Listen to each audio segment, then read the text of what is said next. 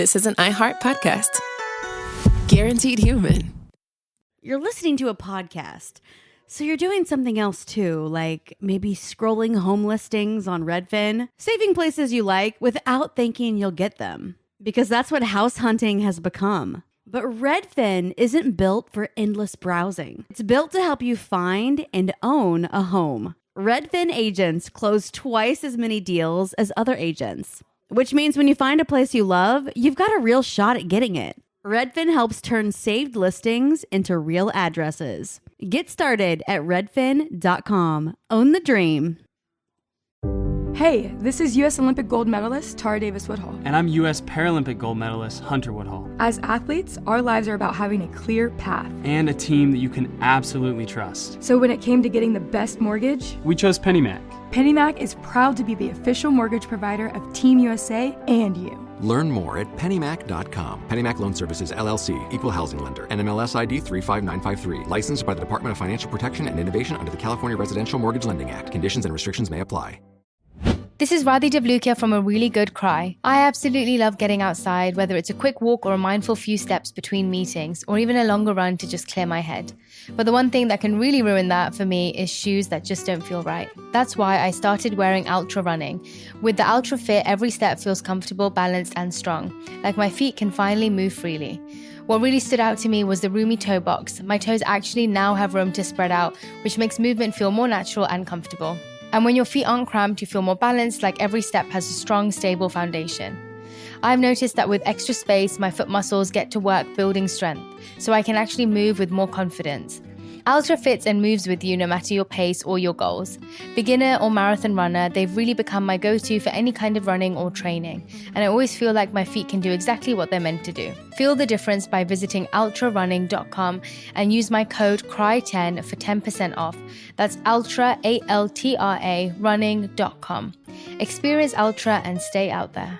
This is Angela Yee from Way Up with Angela Yee. Y'all, Black Girl Vitamins is completely changing the wellness game for us. You know our bodies don't move the same as we get older, and health becomes even more important. BGV, Black Girl Vitamins, is giving us all the supplements we need to stay healthy. I've seen hundreds of ladies online raving about their tasteless collagen powder that made their joint pain practically disappear. I had to try it myself, and y'all, it is the truth.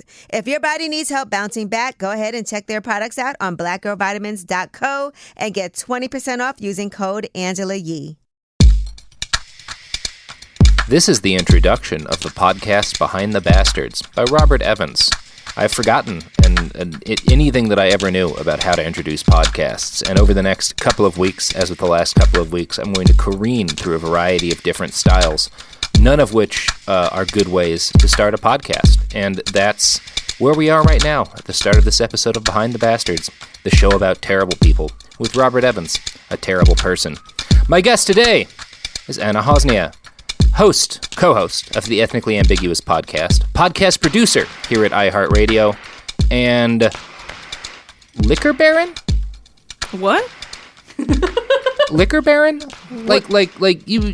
I imagine if it were the Rolling 20s, you would be one of the people who would be like smuggling liquor and bowling balls to speakeasies.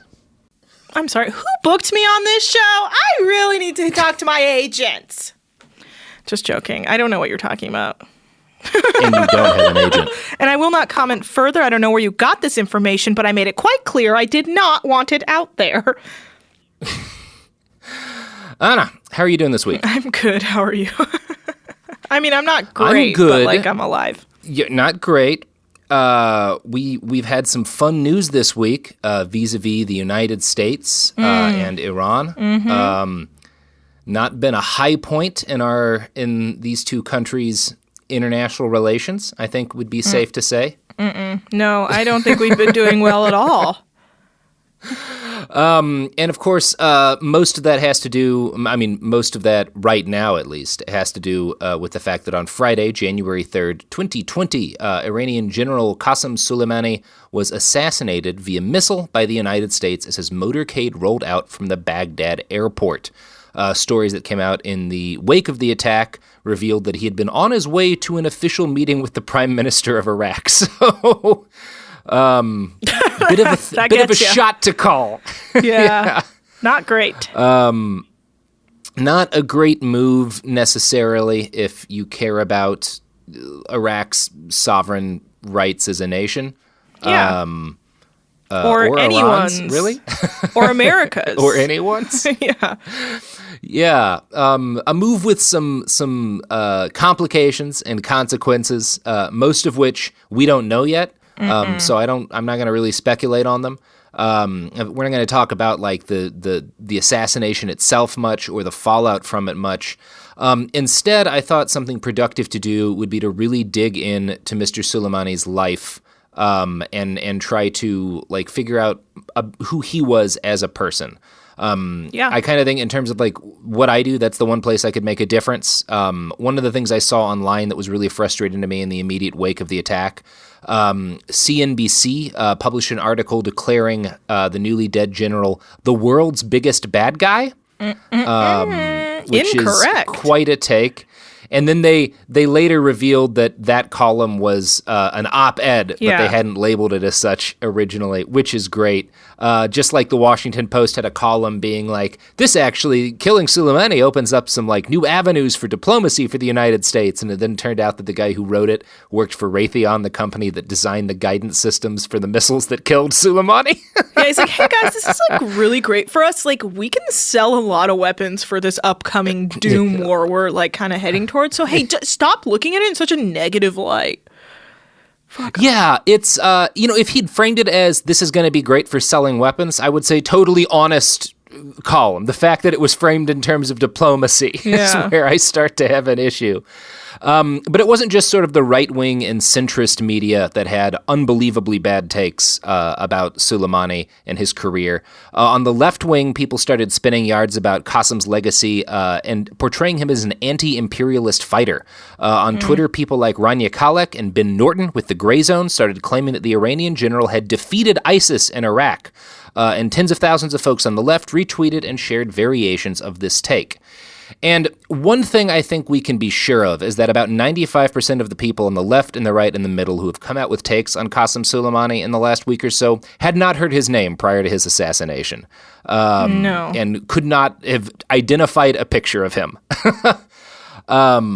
I'm not an expert on the guy. I can say I've known about him for a little over 4 years. Since I started studying and traveling to Iraq, he's kind of impossible to miss if you go to that part of the world. A lot of people in Iraq joked that he was the prime minister of Iraq. Like that was a common joke, particularly in the South. But the fact that I've known who this guy was for 4 years puts me in the same basket as the man who ordered his assassination, our president. In 2015, then-candidate Donald J. Trump appeared on the talk show of right-wing radio icon Hugh Hewitt, who asked him, "Are you familiar with General Soleimani?" Trump replied, "Yes," and then made it clear that this was a lie by saying, "Go ahead, give me a little, tell me." So Hewitt went on to explain to the future president that Soleimani ran Iran's famous Quds Force, which is essentially kind of like the CIA mixed in with the Green Berets a little bit. And Trump clearly had no idea what the Quds Force was because his immediate response was, "I think the Kurds, by the way, have been horribly mistreated by us."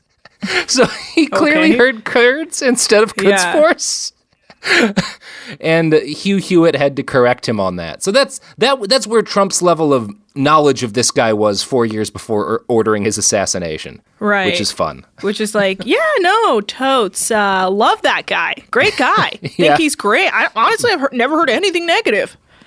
Wonderful. It would have been funny if Hugh Hewitt hadn't have been a right-wing shill, if he had just kept running and like seeing how much he could get Trump to say about General Soleimani in context of like thinking he was a Kurd. Like you could have gotten 30 minutes of fun radio out of that line of questioning. Did he correct him? Was he like, "Oh, no"? Oh, yeah. Yeah. And it was Trump said, "Oh, I thought you said Kurds." Of course. Well, I guess also not to be that person who defends Trump in any way, but if you don't know like Iranian Revolutionary Guard and you don't know that they go by QUDS, Quds, it wouldn't, I mean, if you just have no understanding of like Middle Eastern anything, You would never make that connection. For a normal person, that's a perfectly fine mistake to make. Yeah. I would say I think 100% of the people who run for president, they should especially who are running for president in 2016, should know who Qassem Soleimani is. They should know. Yes. They should know.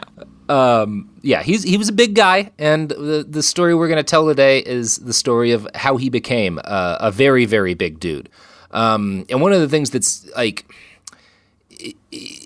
when you're talking about like actors at this level on the national stage who are responsible for horrible things and for good things, you don't often run across the people who are as competent as this guy was, or at least that's the prevailing theory. There's a couple of different theories that maybe, we'll get into that a little bit. But he's an interesting dude. He's like a character from like a Cold War spy novel. He's like that level of like genius at skullduggery. He was very good at what he did, and so he's an entertaining guy to read about. If you can kind of put yourself in the head of like reading it as a story and not reading it as like a tale of history where actual human lives were affected. But it's interesting as hell. And I really recommend, there's one particularly good article about this guy that we'll get to in a bit, but he's worth reading about, and you'll understand more about what's going on if you do. Yeah, he's a real started from the bottom, now we are here type. Yes. Yes, and I won't quote the rest of that song because there's a bad word in it. Is this a clean show? This a clean show now? No, but not that one. Okay. So I one of the things I did when I was doing my research on Soleimani is I made sure I tried to avoid as much as possible using sources that were written after the assassination, because everybody writing anything after the assassination, at least right now, I assume new shit will come out at some point, but everyone right now is just rewriting the couple of good articles there were about this guy before he was killed, and getting stuff wrong in the translation. So I avoided that for the most part, and I would caution people to be very hesitant to trust much that you hear about this dude in the next couple of months, maybe years, because it's going to take a while for us to get much more good information out on him. He's a very politicized figure. Yeah. I also recommend reading what Middle Eastern writers are writing during this time. Yes. Although one of the things, like some of the Middle Eastern writers I found writing on this guy write for places like the American Enterprise Institute. Which is like a right-wing think tank. It's like a neoconservative think tank. Interesting. And the article on him there isn't terrible, but like everything you find on this guy is very political. Which is like, do your best to find a variety of sources and avoid anything new if you're going to do your own research on this, is my recommendation. So, Qassem Soleimani was born on March 11th, 1957, in the village of Rabor, R-A-B-O-R, in Kerman province, Iran. His father was a farmer, and when Qassem was small, his dad took out an agricultural loan from the government of the Shah, Mohammad Reza Pahlavi. Now, the Shah, born in 1919, had come to power in 1941 after his father, the previous Shah, had refused to support the Allies during World War II. In the early 1950s, before Qassem was born, the Shah fought a brutal power struggle with his prime minister.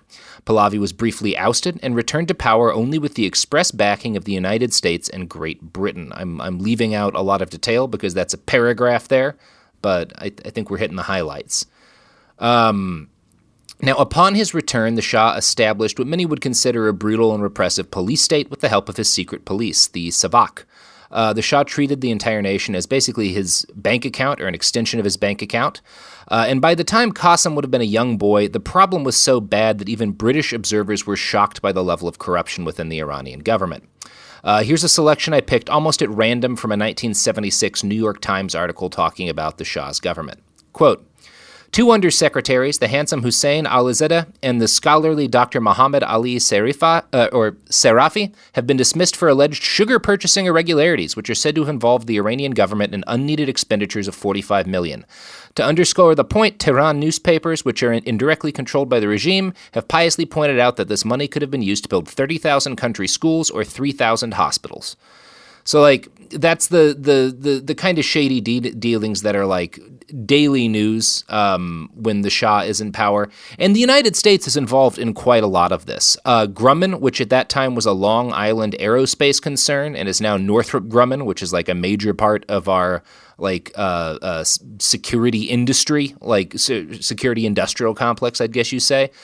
Like they did a bunch of like shady bribes to middlemen in Iran in order to get the Iranian government to like buy a bunch of airplane parts and stuff from them that weren't necessarily like actually useful. And so Grumman was basically funneling corporate money into the hands of individual members of the Shah's government so that they would spend huge amounts of defense money on shit they didn't need, which would be profits for Grumman.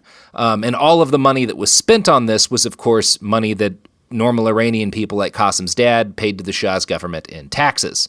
So Qassem grew up as into an adolescent watching his father pay crippling taxes and interest on a loan to a central government that basically stole money from its people for their own personal enrichment.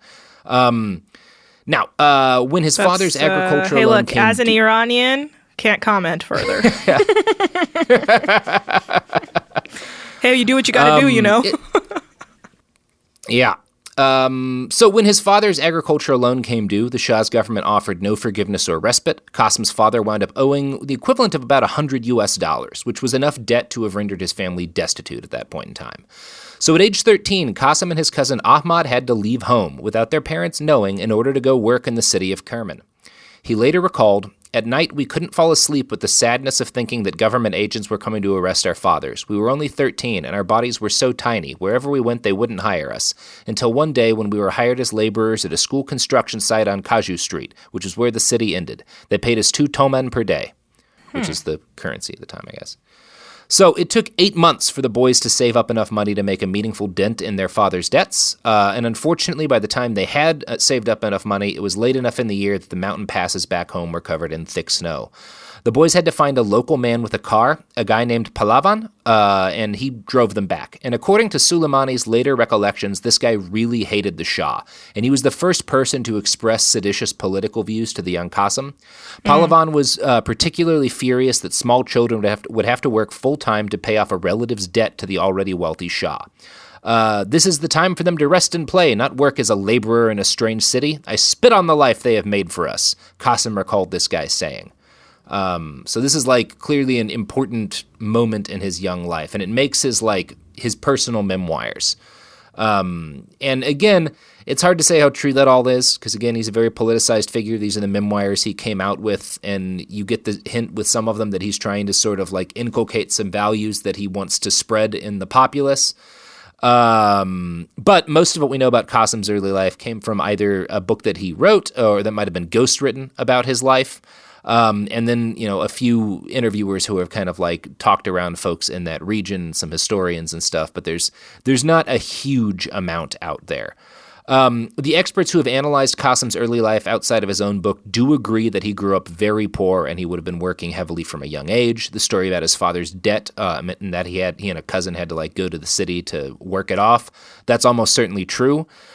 We know Qassem got no more than a high school education. He spent about 5 years in school, maybe. And by the time he was a young adult, he'd managed to get himself a job working for the water department in the city of Kerman. Now, by this point, it was the 1970s, and the twilight of the Shah's period of control. Revolutionary fervor had gripped many sections of Iranian society. Various movements rose up to question the royal grip on power. Qassem, meanwhile, dedicated himself to getting swole as hell. He became a dedicated weightlifter and began socializing with a group of equally swole and equally frustrated young men. So he's not a revolutionary initially. He's a gym rat. Right. He comes into his late teens, early 20s. Right. Based on my understanding, he wasn't very religious either. I think he grew up kind of not necessarily secular, but it wasn't the most present in his childhood growing up.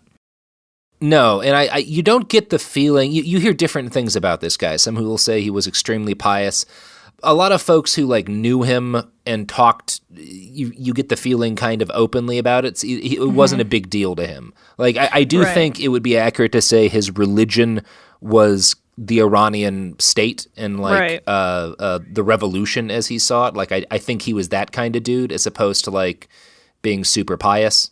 But he was funny you say he's pious, because he was a Pisces, which means he's very kind of has some intensity, but he's adaptive. Yeah, so he adapts to his situation, and when you're trying to fight to pay off a loan for your father, or just trying to survive when you're poor, and you just adapt to your environment and do what you need to do to get by. And if that is joining a army, you do what you can.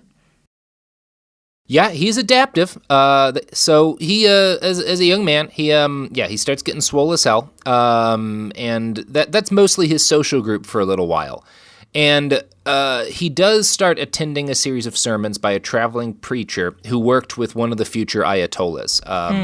And this is where Qassem first became seduced by the idea of Iran without its Shah. So he's not, again, he's not a part of the, there is like a revolutionary movement. There's like a revolutionary leftist movement in Iran and a revolutionary Islamist movement.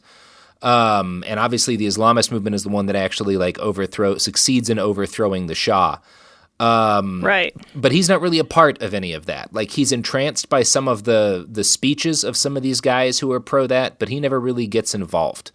And so in 1979, Ayatollah Ruhollah Khomeini overthrows the Shah's government and declares an Islamic Republic in Iran, or a bunch of people backing the Ayatollah, I should say. He didn't do it on his own. Now, one of the new Ayatollah's first orders of business was to secure this new regime from being overthrown, particularly by elements in the military who might still have been loyal to the Shah, or at least who weren't necessarily loyal to the Ayatollah. And to this end, he established the Revolutionary Guard, which was essentially a separate branch of the military that was loyal directly to the clerics who now ran the country. And young Qassem left his gig at the water department to join the Revolutionary Guard. He found himself called to get involved with this new thing. And this is a smart move. You see this a lot in history when you have revolutions.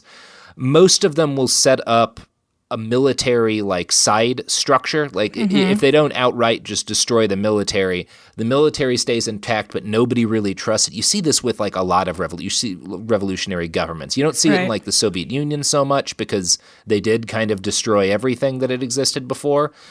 But you see it in a lot of revolutionary movements where they'll have to set up a side sort of security structure outside of what had existed before, because they can't do away with that entirely, but they don't trust it.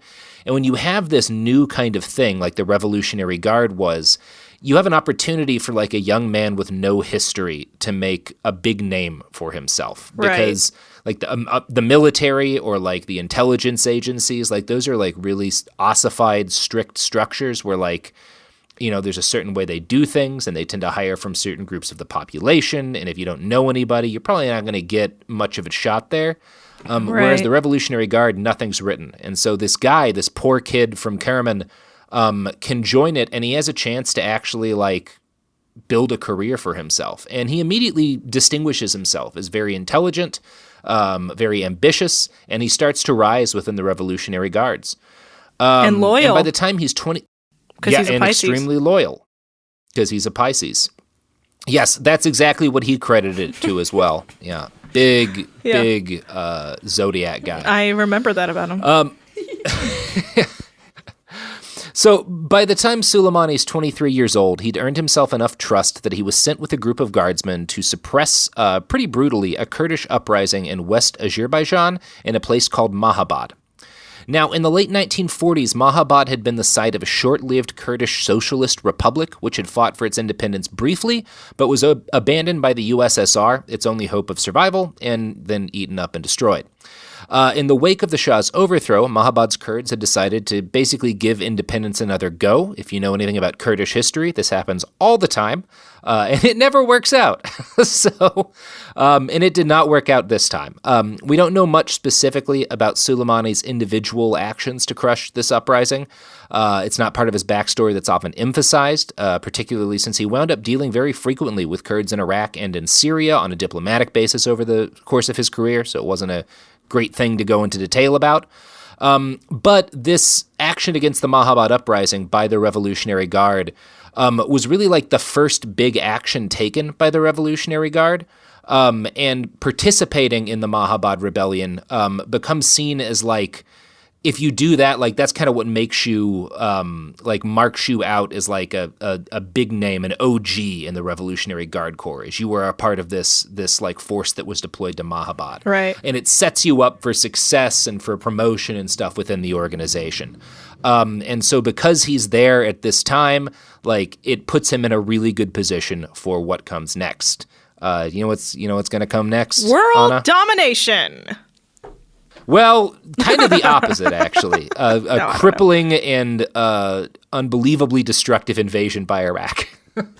Oh, that little old thing? You know, it's interesting. My father fought in the Iran-Iraq war, and so did my mother. Well, she didn't fight. I think she was more on, like, whatever the women do, not fight. Yeah. Based on my understanding, she said she played a drum, which I think she's lying, but that's casual Persian parent thing. They'll never tell you the truth, but anyway. I mean, unless I'm mistaken, there's some stories of like people, like women who would like run with explosives under Iraqi tanks and blow them up and themselves up and stuff. Like it was a pretty desperate war, especially in the early stages. Yeah, I believe my father rode horses. That was his thing. He just told me he rode horses. He's not also very forthcoming about his war days. I mean, it's not very much known in the West, but it's like one of the worst things that happened in the latter half of the 20th century. Mm-hmm. Like, there's a lot of bad wars in the latter half of the 20th century, but that one's up there. Yeah. And it was it would prove to be like a foundational moment, obviously for the modern nation of Iran, but also for Qassem. Mm-hmm. So for a little bit of a background on this war, in 1980, Saddam Hussein, you might know him for his romance novels. He also was the dictator of a country called Iraq. Gorgeous writer. Yeah. Saddam Hussein launched an invasion of Iran. His goal seems to have been to take advantage of political chaos in the country following the revolution to make a quick grab for land and power. Now, there are rumors that you'll hear to this day that Saddam invaded with a green light from the United States, and there's actually very little hard evidence for this. Most of what we have suggests the Carter administration was too busy dealing with the Iranian hostage crisis, and they were actually really unhappy that Saddam invaded and complicated matters. Right. And from internal Iraqi documents, we know Saddam expected the U.S. to impose the invasion. We'll talk about the fucked up shit the United States did here shortly. But what's important is that Saddam Hussein launches this fucking invasion of Iran thinking it's going to be easy. It's kind of the same reasoning you see with like Hitler in Operation Barbarossa when he invades Russia, where there's just been this revolution, everything is unsettled, the old order has been torn down and replaced with a new one, and this neighbor who's belligerent is like, oh, I bet it'll be really easy to kick their asses. Right. And it works out kind of the same. It works out similarly to that one. Yeah, Iran doesn't turn out to be a pushover. The war would come to be known as, I think the sacred defense is the term used. Sacred defense. Do you have a translation for that? Sacred. I don't have it in Farsi. The two terms I've heard for it is the sacred defense and the imposed war. Huh. I'll have to look into that a little. I'm curious what it is. What did you grow up being told about it? I wasn't told much. A thing that goes on in sort of maybe it's just, I don't want to say just blatantly immigrant families, but something I noticed in my Persian family is that certain darker aspects aren't spoken about, and you're kind of like guarded from those things. So you're not really like told about such things. Like when I was told about the Shah, like they were like, he was this lavish, king who always wore gold. Like it was all this like beautiful imagery of like a man who was covered in gold, basically. And later as I grew up and I started reading, like, oh, he was a deeply corrupt man who had a father who basically ruined him, so he was never really able to stand up for himself and be his own. It was like all this stuff of layers and layers of layers, but like my parents would have never told me any of that. Like I always had like a very base understanding until I went and did my own research and was like, oh, like I remember my father gave me the book, All the Shah's Men, and I was like, oh my God, this is not how I expected it to be. Like, wait a second, like what happened here? And, they just they like to sugarcoat it because they're trying to protect you from, I guess, internalized genetic trauma, which you're like, What are you going to do? There's an extent to which that kind of sounds like my upbringing. Like, just in terms of like, you hear like Thomas Jefferson was this great scholar of liberty and this great like this great thinker and like the nature of like human freedom. And it's like, oh, and he also raped a slave for decades. Like, yeah, I mean, but basically, my whole understanding of the Iran-Iraq War was that my parents were in it because of the 2-year draft, which is still in place in Iran. They were like, hey, we went and did it, but now we're in America and we are looking forward. And that is about all I understood. And I just saw photos of my parents, like in their like gear, like out doing things, like my dad on a horse. Or eating. Well, you know what doesn't have a 2-year draft, Anna? You know what won't draft your parents for 2 years to fight in a war against Iraq? What? The products and services that support this show. Hell yeah. They have no legal power to do so yet. That's what I would hope for. There's some bills we're putting up in the House that will hopefully give our supporters the right to draft U.S. citizens. I am a very supportive of that. I said we cut out the middlemen, get rid of that state, just let advertisers directly compel people into military service. I'm sorry, I have one quick question before we go to break. What was the draft ages when the original draft in the U.S. was on? Do you know? Oh, geez. I think it was, it might have been 17, but I think it started at 18. And then it went to how old? Like, when did they cap it? I think 35. 35? Damn, I'm about to get drafted. Yeah, you can hold it right. I mean, to be honest, I think it should start at like 30 and go up to 70. No, 70? We can't be just killing our people like that. Why Send not? A 65-year-old if the boomers, think about how different the Iraq War would have been if we'd sent the boomers out to fight it first. I mean, we would lose a lot of boomers. I mean, I guess I shouldn't say that. Oh, dear. Well, I shouldn't say that. I don't know. I mean, it seems like 17 seems too young. I could see 20 to 30, because after 30, that's when you start to be like, my back. And then it's like, I think you okay, should good have luck. to be. I support I think 22 would be a good minimum age. You're old enough to where we're like you I don't know, maybe 25. You can't rent a car till you're 25. That seems like, why should you be able to drive a tank? Yeah, that's true. Word. If fucking I mean, not that I don't want there to be a draft, to be clear. I was just curious because I've been thinking about it because people have been talking about drafts and draft dodging. I was just curious. I don't want a draft, to be clear. Please don't. I don't at me. oppose a draft, but if you're going to have a draft, start with people who are 50 and older. There you go. That's my thinking on the matter. But speaking of the draft these products into your lifestyle. Let's talk about modern home shopping. It's sort of become a fun side hobby, right? Scrolling listings at night, dreaming about kitchens you've never seen, or backyards you haven't even stepped foot in, all from the comfort of pretty much anywhere.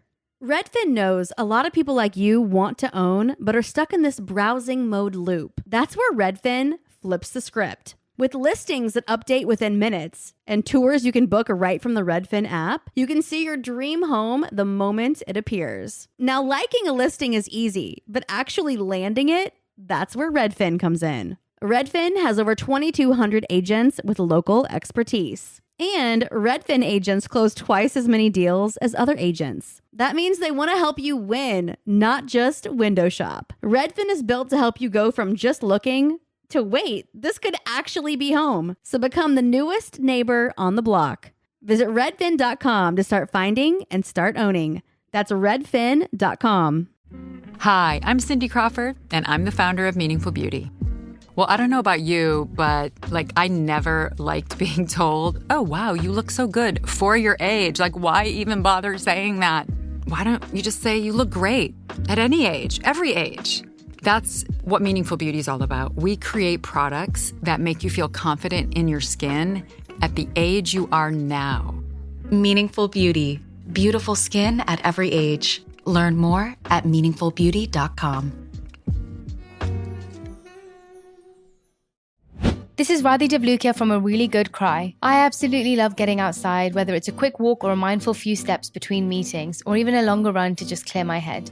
But the one thing that can really ruin that for me is shoes that just don't feel right. That's why I started wearing ultra running. With the Ultra Fit, every step feels comfortable, balanced, and strong, like my feet can finally move freely. What really stood out to me was the roomy toe box. My toes actually now have room to spread out, which makes movement feel more natural and comfortable. And when your feet aren't cramped, you feel more balanced, like every step has a strong, stable foundation. I've noticed that with extra space, my foot muscles get to work building strength, so I can actually move with more confidence. Ultra fits and moves with you no matter your pace or your goals. Beginner or marathon runner, they've really become my go-to for any kind of running or training, and I always feel like my feet can do exactly what they're meant to do. Feel the difference by visiting ultrarunning.com and use my code CRY10 for 10% off. That's ultra, A-L-T-R-A, running.com. Experience Ultra and stay out there. You've never been one to settle. Stand down or stand still. You're a lifelong learner, energized by excellence. There's a fire inside you you can't ignore. You've got competition to outrun, momentum to build on, and your own high standards to meet. Stop now? Not a chance. At Capella University, we help you catch what you're chasing because you've always had the drive. Now, go earn the degree. Capella University. What can't you do? Visit capella.edu to learn more. We're back, and this is a fun moment. We don't often have news break while we're recording an episode, but as we went off to break, the news dropped that a series of missiles were fired at Al-Assad Air Base, a U.S. air base near Erbil in northern Iraq. And our government is saying they were fired by Tehran. Obviously, I don't think from Tehran, but it looks like it was probably the Iranian Revolutionary Guard Corps who fired the missiles. Now, a number of these missiles were fired, most recently a day or two prior to that by members of an Iraqi Shia militia supported by Iran. So it's kind of not clear how different this all is from that, but it seems like this is at least continuing to happen. So I guess we'll see how it goes. That's fun news. Yeah, great times. Yay. Everything's great. I love it when all of the people in charge are level-headed and sane.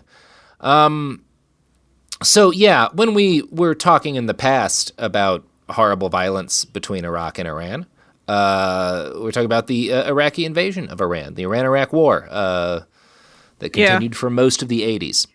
So at the start of this war, Saddam had hoped it would be an easy victory due to the technical superiority of its forces, but stiff Iranian resistance quickly turned the war into a World War I-style meat grinder. Qassem Soleimani was at the front almost from the beginning. Now, there are two different versions of this story, and I found both collected by the American Enterprise Institute, a neoconservative think tank. And again, I must note that since Qassem's life is very politicized, you're going to have trouble finding sources on him that don't have some sort of clear bias. The AEI report cites its sources and seems pretty in line with the other stuff I've read. It doesn't seem... I'm not saying anything crazy in here, at least. Right. And it describes two different theories as to how he sort of got his career started at the beginning of the war. Quote, Soleimani reveals that he was given the task of administering the Kerman Iranian Revolutionary Guard Corps Quds garrison upon his return from Mahabad. In the face of the Iraqi invasion of Iran, Soleimani trained and expedited several contingents from Kerman to the southern front against Iraq. Later, the IRGC sent a company under Soleimani's command to Susangerd, where it resisted Iraqi advances on the Malikiya front. Malek provides who's an Iranian scholar, provides an almost entirely different account of Soleimani's participation in the war against Iraq.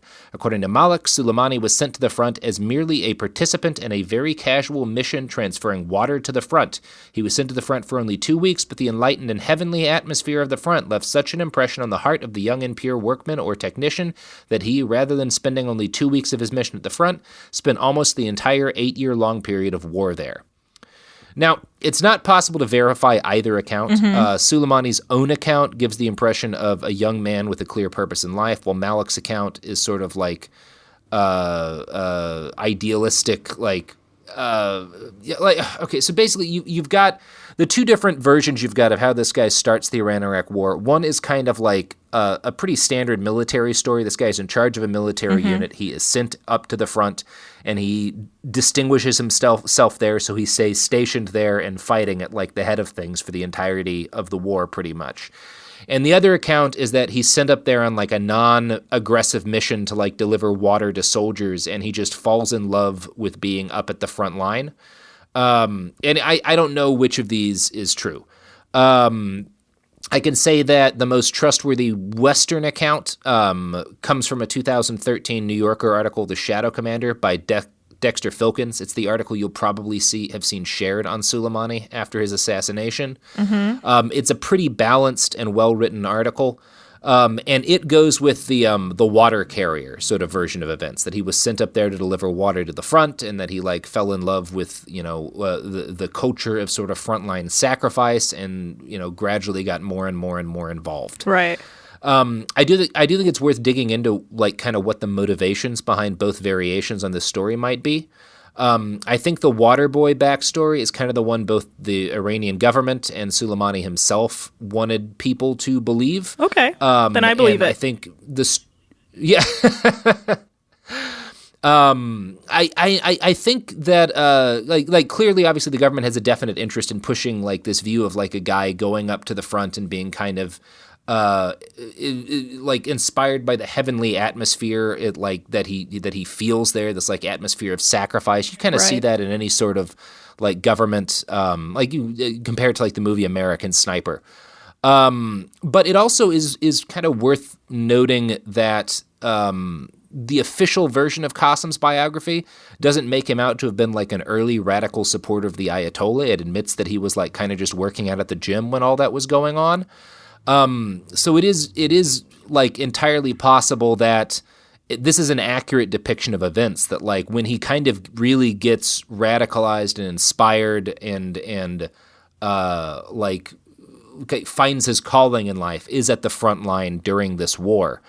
And it like there's a lot of reason to believe that. A lot of young men find their first experiences with combat at like a front line like that to be kind of intoxicating. It tends to either like break young people or be something they find like almost addictive. And it seems like it would be fair to say that Qassem wound up on kind of the addicted side of that. In the mid-aughts, while delivering a speech at the site of one of the Iran-Iraq War's major battles, he said this to a reporter. "The battlefield is mankind's lost paradise, the paradise in which morality and human conduct are at their highest. One type of paradise that men imagine is about streams, beautiful maidens, and lush landscapes. But there is another kind of paradise, the battlefield." So that's I mean, it's one of those things. It's definitely the angle he wants to portray about himself. It also might be true because he spent the whole of his life in war zones, basically. Well, I mean, I think some people, and it's just based off my understanding of like career military people, like they feel the most, I mean, it's weird to say, they feel the most at home at war. Yeah. Like, that's where they thrive. It's what they understand best. Like, you take them and put them at a dinner table and you're like, "So, how was your day?" And they're like, I mean, like they don't even know what to say to you because they're like, "Look, I fight wars. I come up with strategy. This is the work I do." And they don't really know how to deal with other things outside of that. That's just how they are. It's how they're wired. No, and I've had a lot less experience at front lines than this guy, but it is addictive. Like the atmosphere out there, the additional sense of like meaning everything's imbued with. And I do, I try to be like critical whenever you're trying to figure out like what do these people want you to believe about them? Like what are they putting out into the media versus what is true? But I kind of think the version of events that Qassem relates about his early war experiences are more honest than not, just because it tracks with the rest of the guy's life. I think this is a dude who falls in love with battle and sacrifice and makes that his life for the next 30 years or whatever. That's how it seems to me. Yeah. And even the sources that hate Qassem Soleimani are consistent that he served with distinction at the very front of the Iran-Iraq War for pretty much the entirety of the time that it went on. Right. And I'm going to quote from the New Yorker now. Soleimani earned a reputation for bravery and elan, especially as a result of reconnaissance missions he undertook behind Iraqi lines. He returned from several missions bearing a goat, which his soldiers slaughtered and grilled. Even the Iraqis, our enemy, admired him for this, a former Revolutionary Guard officer who defected to the United States told me. On Iraqi radio, Soleimani became known as the goat thief. In recognition of his effectiveness, Elefana said, he was put in charge of a brigade from Kerman with men from gyms where he lifted weights. The Iranian army was badly overmatched, and its commanders resorted to crude and costly tactics. In human wave assaults, they sent thousands of young men directly into the Iraqi lines, often to clear minefields, and soldiers died at a precipitous rate. Soleimani seemed distressed by the loss of life. Before sending his men into battle, he would embrace each one and bid him goodbye. In speeches, he praised martyred soldiers and begged their forgiveness for not being martyred himself. When Soleimani's superiors announced plans to attack the Fa Peninsula, he dismissed them as wasteful and foolhardy. The former Revolutionary Guard officer recalled seeing Soleimani in 1985 after a battle in which his brigade had suffered many dead and wounded. He was sitting alone in a corner of a tent. He was very silent, thinking about the people he'd lost, the officer said. So this is a rough time. Yeah. Huh. Now, from the best information available, Soleimani, again, was a dedicated soldier. Rule Mark Gerecht was a young CIA officer in Istanbul during the war, and he interfaced with many wounded Iranian soldiers who were sent there on leave to recuperate, and he met Soleimani there during one of the times when the general was wounded. And Gerecht's job in the CIA was basically to, meet these young Iranians away from home to, recover and try to recruit them as, CIA informants. So he met a lot of these guys. Did they try and recruit this him? Later. I think he definitely talked to him. I don't think it took. But he was like, sorry, bro, I'm a Pisces. You know how that be. Can't, I'm loyal that's exactly to my guy. what he said. Hell yeah. And Gerecht was a Gemini, so. No, I don't like Gerecht. Okay. All right, I'm a Gemini, so slow down, okay? Gerecht said, you'd get a whole variety of guardsmen. You'd get clerics, you'd get people who came to breathe and whore and drink. There were the broken and the burned out, the hollow-eyed, the guys who had been destroyed. And then there were the bright-eyed guys who just couldn't wait to get back to the front. I'd put Soleimani in the latter category. So, death estimates from the Iran-Iraq war range from around 500,000 to over 1 million. And over 1 million honestly seems like the most credible estimate. It was, one of the most brutal conflicts of the latter half of the 20th century. And living through the carnage it caused would have been a pretty radicalizing experience for a guy like Soleimani, who saw both war's beauty and its horror. Now, Qassem rose rapidly through the ranks, and by his mid-20s, he was commanding an entire division, and his lofty position in the military would have made him aware of the incredibly shady dealings going on in the background.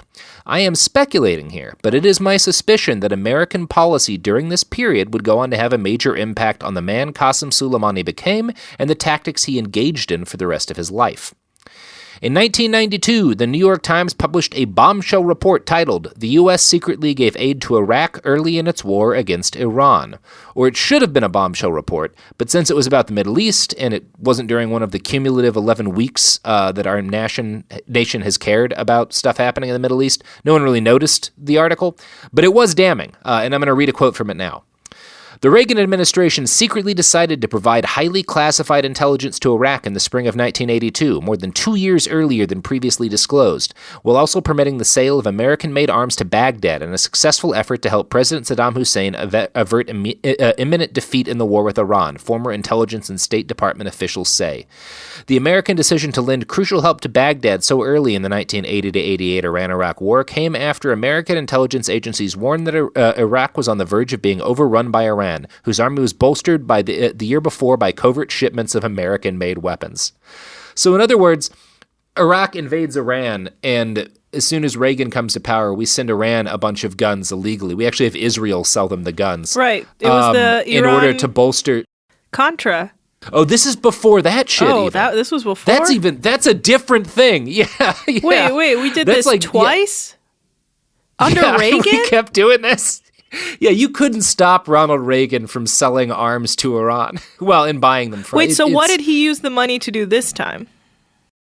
Well, this was not about this first time. I don't think there was even a profit motive. Oh, they were just this first time whatever. It was like a geopolitical thing. Yeah, he didn't want Iraq to overrun Iran, so we sent weapons to Iran. And then, because the way the Iran-Iraq war goes is Saddam invades Iran, And it's a debacle for him, and he loses a huge number of men. But then Iran, once they push Iraq out, invades Iraq as sort of like, well, let's see how far we can take this shit. And then it's a disaster for Iran. And what happens is Saddam invades, then he gets pushed back in large part due to the fact that the U.S. gave Iran a bunch of weapons. And so the U.S. is like, shit, now Iran is going to overrun Iraq. So we send Iraq a shitload of weapons. And not just do we send them weapons, we send them high-level intelligence on the positioning of Iranian troops and military divisions with the specific knowledge that Saddam Hussein is going to deploy chemical weapons against those people.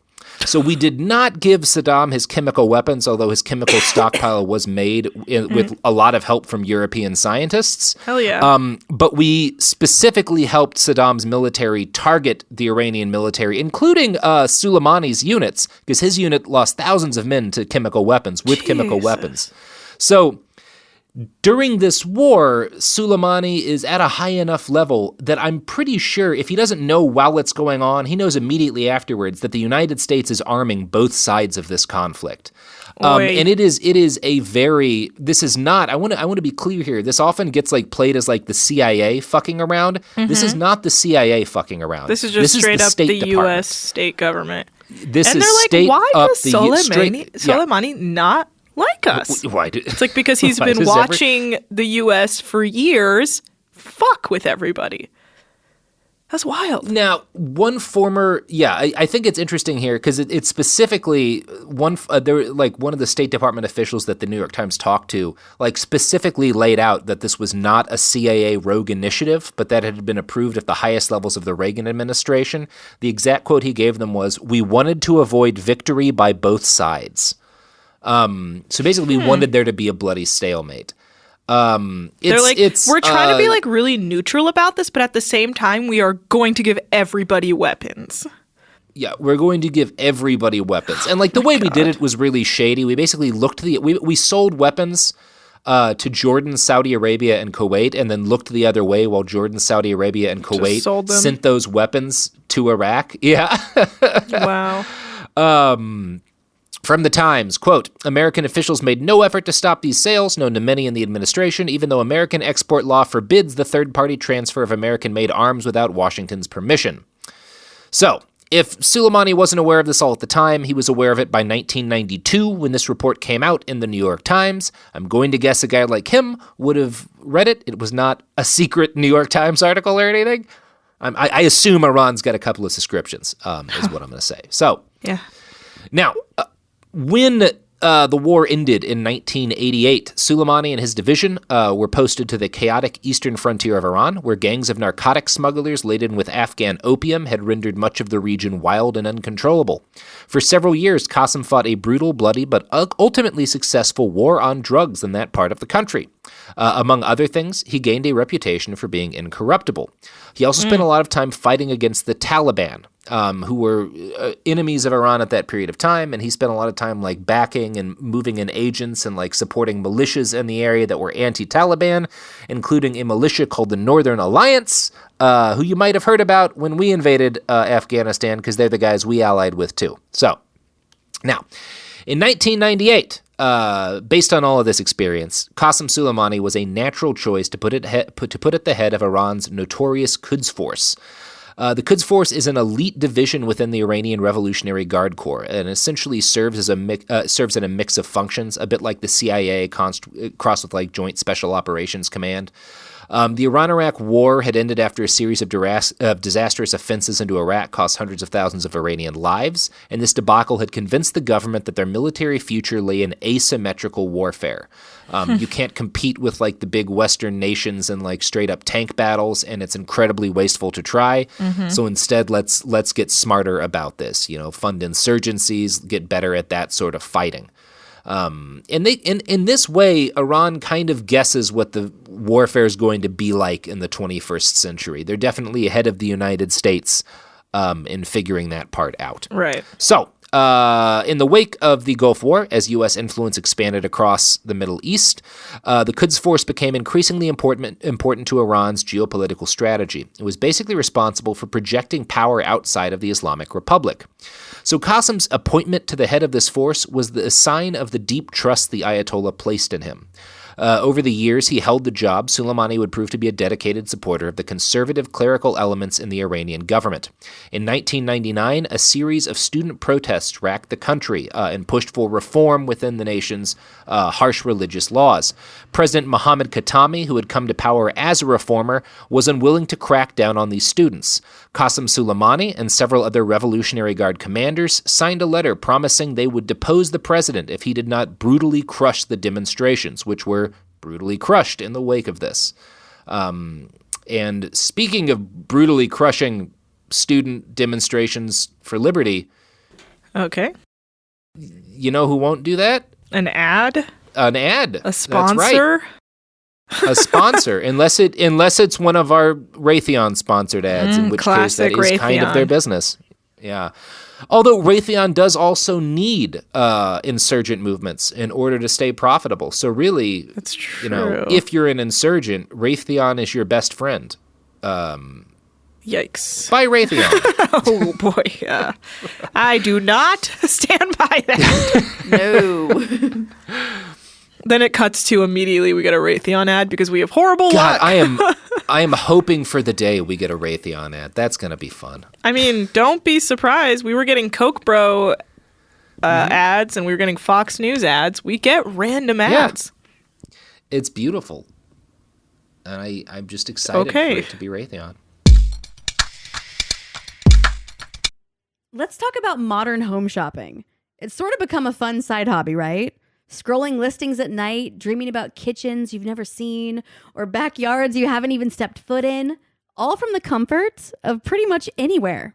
Redfin knows a lot of people like you want to own, but are stuck in this browsing mode loop. That's where Redfin flips the script. With listings that update within minutes and tours you can book right from the Redfin app, you can see your dream home the moment it appears. Now, liking a listing is easy, but actually landing it, that's where Redfin comes in. Redfin has over 2,200 agents with local expertise. And Redfin agents close twice as many deals as other agents. That means they want to help you win, not just window shop. Redfin is built to help you go from just looking to wait, this could actually be home. So become the newest neighbor on the block.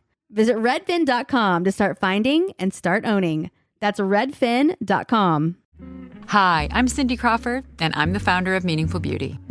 Well, I don't know about you, but I never liked being told, oh, wow, you look so good for your age. Why even bother saying that? Why don't you just say you look great at any age, every age?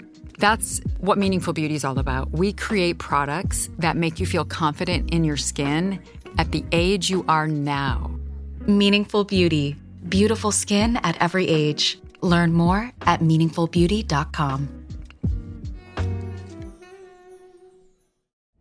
This is Radhi Devlukia from A Really Good Cry. I absolutely love getting outside, whether it's a quick walk or a mindful few steps between meetings, or even a longer run to just clear my head. But the one thing that can really ruin that for me is shoes that just don't feel right. That's why I started wearing Ultra running. With the Ultra Fit, every step feels comfortable, balanced, and strong. Like my feet can finally move freely. What really stood out to me was the roomy toe box. My toes actually now have room to spread out, which makes movement feel more natural and comfortable. And when your feet aren't cramped, you feel more balanced, like every step has a strong, stable foundation. I've noticed that with extra space, my foot muscles get to work building strength, so I can actually move with more confidence. Ultra fits and moves with you no matter your pace or your goals. Beginner or marathon runner, they've really become my go-to for any kind of running or training, and I always feel like my feet can do exactly what they're meant to do. Feel the difference by visiting ultrarunning.com and use my code CRY10 for 10% off. That's ultra, A-L-T-R-A, running.com. Experience Ultra and stay out there. You've never been one to settle. Stand down or stand still. You're a lifelong learner, energized by excellence. There's a fire inside you you can't ignore. You've got competition to outrun, momentum to build on, and your own high standards to meet. Stop now? Not a chance. At Capella University, we help you catch what you're chasing because you've always had the drive. Now, go earn the degree. Capella University. What can't you do? Visit capella.edu to learn more. We're back. So we've been talking about the Quds Force a bit, which Qassem Soleimani has just been appointed to head. The Quds Force is named after the Farsi word for Jerusalem, which gives you some idea as to what is seen as its ultimate purpose. And there's definitely like a big angle that's sort of like Iran is the head of this axis against Israel and against the United States. And in fact, the term axis of resistance is used a lot to like what they're trying to build in the Middle East in opposition to Israel and the United States. Mm-hmm. And the Quds Force headquarters is very notably on the former U.S. Embassy campus in Tehran, the embassy that was taken over during the Iranian Revolution and stuff, which is like, that's a move right there. So, now that he's in charge of the Quds Force, Qassem Soleimani embarks on a policy of recruiting and training agents all across the Middle East. His biggest success is probably Hezbollah, an Iran-supported militia and political party in Lebanon that spent most of the last couple of decades chucking rockets into Israel and being bombed by Israel in response. Hezbollah started as a resistance to the Israeli occupation because Israel occupied a lot of Lebanon up until about 2000. And constant Hezbollah insurgent attacks were a big part of why Israel eventually like gave up on that occupation. So it's again, I'm not going to be doing justice to all of this history. I'm trying to provide the broad strokes. Right. And a lot of the ability of Iran to get weapons to Hezbollah in Lebanon, and particularly to send them the rockets that Hezbollah like intermittently fires into Israel, is possible because Iran's ally is Syria. And so Iran is able to move rockets and support and like money and weapons up through Syria. So keep that in mind because that's going to be very important later. So Qassem was also busy in Afghanistan. The Taliban are sworn enemies of Iran's clerical regime, and for years before 9/11, Soleimani was integral in backing and supporting the resistance to the Taliban. And I'm going to quote now from a report in West Point's Combating Terrorism Center. Quote, in August 1998, a few months into Soleimani's tenure at the head of the Quds Force, Taliban forces swept into the northern Afghan city of Mazar-e-Sharif, home to a substantial community of ethnic Hazaras, Farsi-speaking Shia Muslims. The Taliban initiated a brutal pogrom against members of the minority, trashing homes, raping women and girls, and massacring hundreds of Shia men and boys.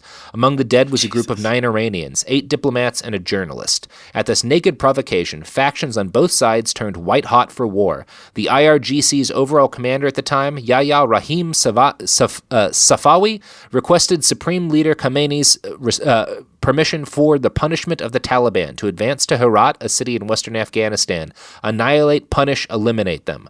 Iran began massing an invasion force of almost 250,000 soldiers along the Afghan border. Reportedly, it was Soleimani who stepped in and diffused the situation without resorting to further violence. Instead of confronting the Taliban directly, Soleimani opted to throw increased Iranian support behind the opposition Northern Alliance, personally helping to direct the group's operations from a base across Afghanistan's northern border in Tajikistan. It was a model of proxy warfare to which he would return again and again. So this is really important. There's the Taliban murders a bunch of people, including Iranians, and there's this huge outrage within Iran calling for an invasion of Afghanistan in the late 1990s. And they have 250,000 men massed to do it. And Soleimani says, no, fuck that. We've seen what mass invasions look like. We've seen what like war on that scale looks like, particularly against an enemy like the Taliban that's never going to stand and fight. He's kind of predicting like what would happen in the United States later. Like, that's a bad idea. The smart thing to do is send in support and trainers and commandos and bolster one of the militias of Afghans that are already fighting the Northern Alliance, or that are already fighting the Taliban. And like that's the way to actually make progress in Afghanistan. There's no benefit to invading Afghanistan. Right. Which, you know, looking at the history of invading Afghanistan, not a dumb play.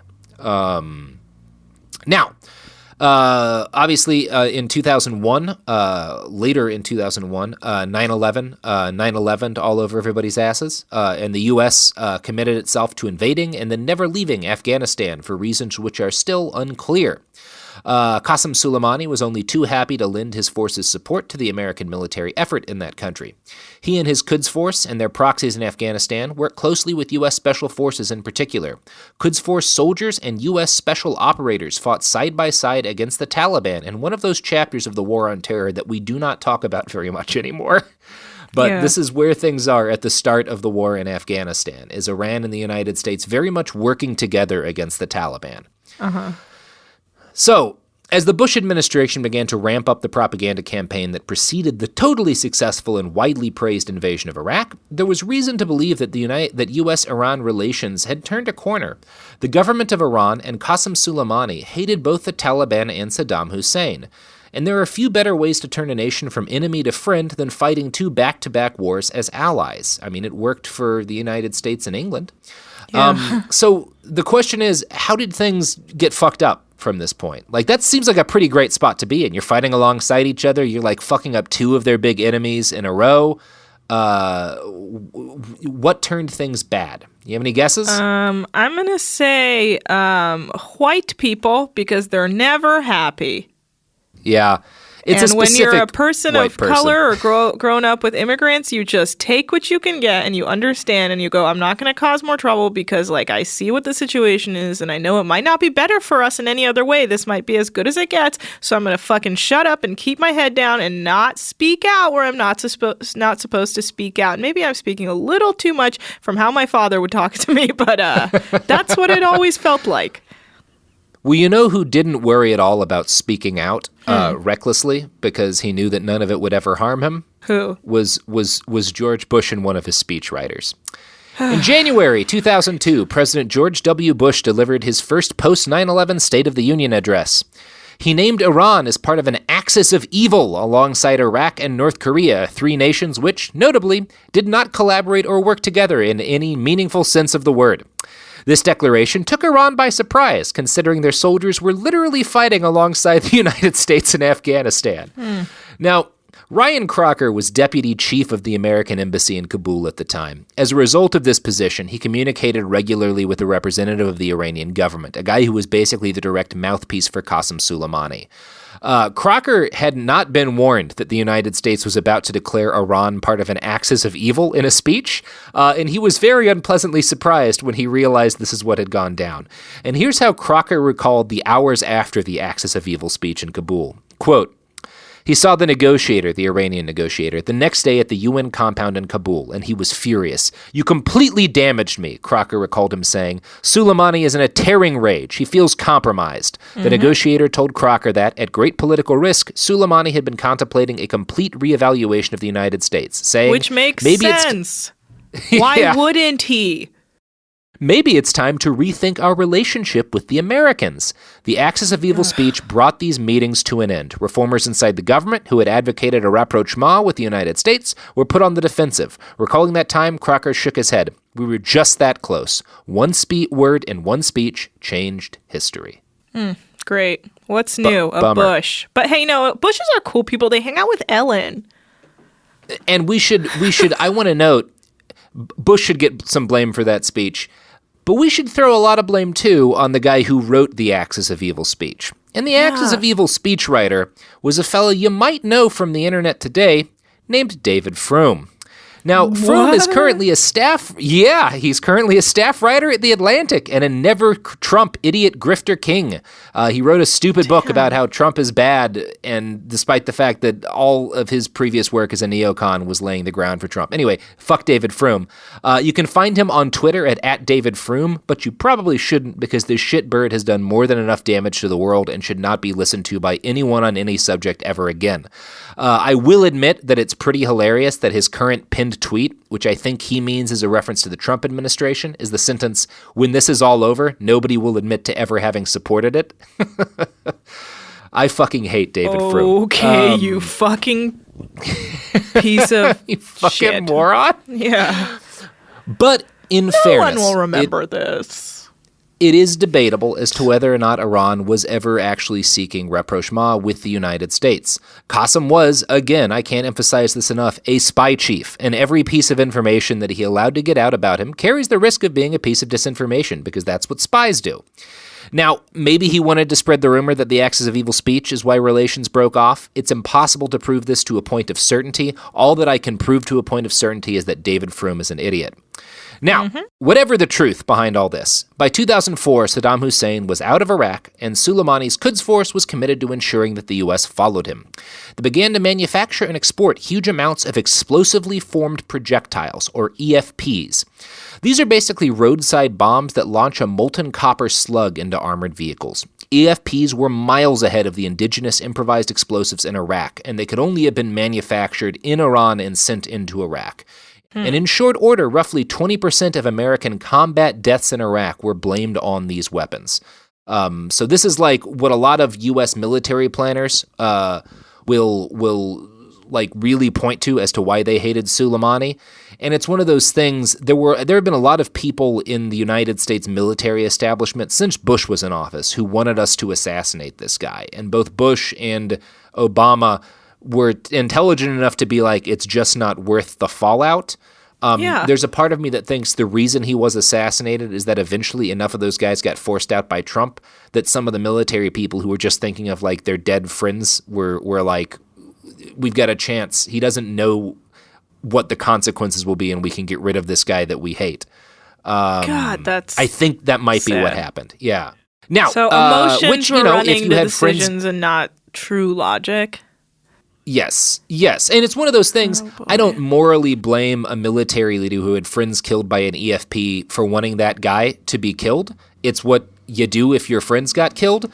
But part of the reason why the military doesn't run the show in our government is because you shouldn't have those people making the calls. You should have civilians with a level of separation from all of those sort of calls and a level of emotional separation making decisions, which is why we didn't assassinate this guy earlier, because the powers that be, the civilians who are running our military as it is supposed to be, were like, I know you're pissed, but that's a bad call. Like, it's going to endanger more lives. And I think one of the stories of the Trump administration is, again, those norms that existed for a good fucking reason going away. Yeah. Now, some of that's my own speculation, but we do know that the EFPs in particular are why so many U.S. military people really hated Soleimani. Now, Qassem Soleimani's war against the United States in Iraq was a textbook case of how to wage a successful insurgent conflict. He and his Quds Force succeeded in briefly bridging the Sunni-Shiite divide among insurgent groups, supporting both in their efforts to kill American soldiers. One way he did this was by using his connections to the head of intelligence in Assad's Syria to allow Sunni extremists to move through Syria and across Iraq's porous border. This provided huge numbers of foreign fighters to battle American soldiers. It also helped establish the networks of Sunni extremists in that region in Syria and in northern Iraq that years later would coalesce into what we now know as ISIS. So this is, again, a decision with profoundly mixed consequences. And I'm going to quote again from that New Yorker article. In many cases, al-Qaeda was allowed a degree of freedom in Iran as well. Crocker told me that, in May 2003, the Americans received intelligence that al-Qaeda fighters in Iran were preparing to an attack on Western targets in Saudi Arabia. Crocker was alarmed. They were there under Iranian protection planning operations, he said. He flew to Geneva and passed a warning to the Iranians, but to no avail. Militants bombed 3 residential compounds in Riyadh, killing 35 people, including 9 Americans. As it turned out, the Iranian strategy of abetting Sunni extremists backfired horrendously. Shortly after the occupation began, the same extremists began attacking Shiite civilians and the Shiite-dominated Iraqi government. It was a preview of the civil war to come. Welcome to the Middle East, the Western diplomat in Baghdad told me. Soleimani wanted to bleed the Americans, so he invited in the jihadis, and things got out of control. Now, one of the things that's really frustrating to me right now is that you'll see in like a lot of the anti-war left people celebrating Soleimani as like an enemy of ISIS and Islamic extremism. And it's true that his forces fought against ISIS and that he helped in the campaign to destroy ISIS. But he was also integral in helping ISIS come about in kind of the same ways that the United States were. And this is one of the things that's, I think, ironic to me, is that if you look at like a lot of the mistakes that the U.S. made that allowed ISIS to get a foothold in Syria and Iraq, and a lot of the mistakes Iran made that allowed ISIS to gain a foothold in the same region, they're not entirely different. And I think they're both based in this kind of an attempt to use these forces for your own gain that backfired. It's an interesting story, but it's a lot more complicated than a lot of people on Twitter are giving it credit for being. So that's my take on it. Now, in 2011, when the Syrian civil war started up, Soleimani ordered members of the Iraqi Shiite militias that he'd formed to help resist the U.S. Into Syria to support Assad's beleaguered and still incompetent military. And this is, again, like there's quotes that you get from like members of the Iranian government at the time that are like, if we lose Damascus, we lose Tehran.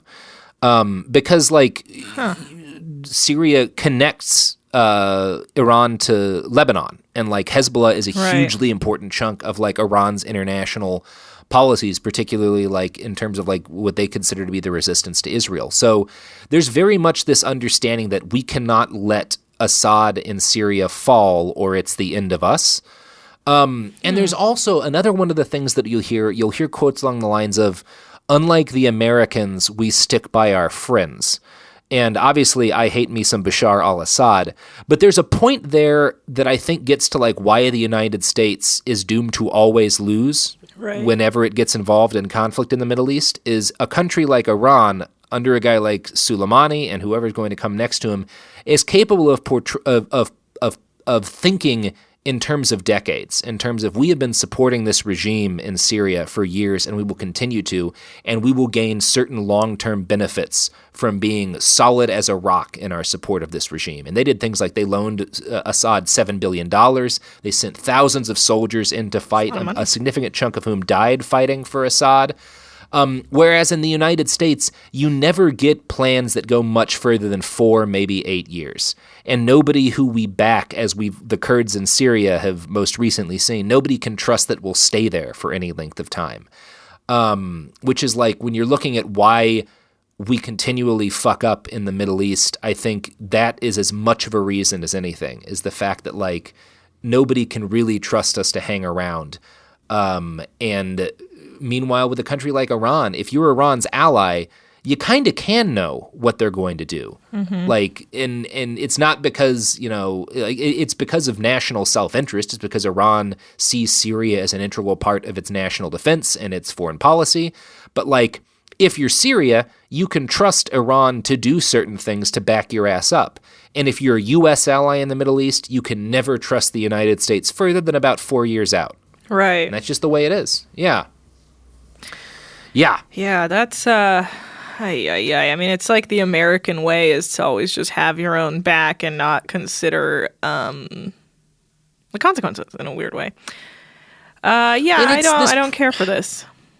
It's this problem of like obviously I'm not in favor of, I think it's good that we get to vote regularly on a new government, but there are aspects of it that are dumb. And one of the things that's dumb about it is that it means our entire foreign policy changes on a dime every 4 to 8 years. And maybe there's a way to have a government where we still get to vote out leaders regularly, but also we don't whiplash our allies every time someone with a different opinion winds up in charge. I don't know.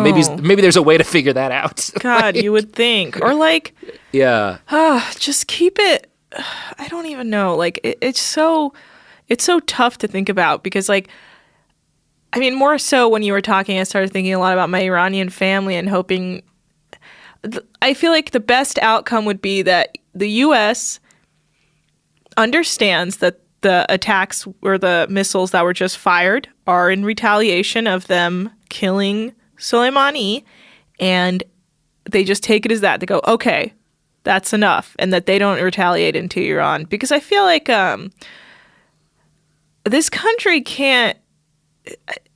I don't even know like what to think. Like, we can't stand here and then be like, okay, well, let's just all vote. Like, nothing makes sense anymore. And I'm really starting to become a little unraveled as we go on. I don't know. I really, it doesn't even feel like just being like, well, we got to get out there and vote them out is enough. It's like, why is no one taking this person out of the control? Like, it seems so, I feel so lost. Currently, I don't know what I want. I just want it to be done. I want this man to be out, and I don't want anyone else to die. Is that fucked? Is that like just too like I don't know, naive. I mean, like right now, the most recent news that just came out after the Iran launched missiles into the Al-Assad airbase near Erbil is that one of the advisors to Iran's supreme leader, a guy named Saeed Jalili,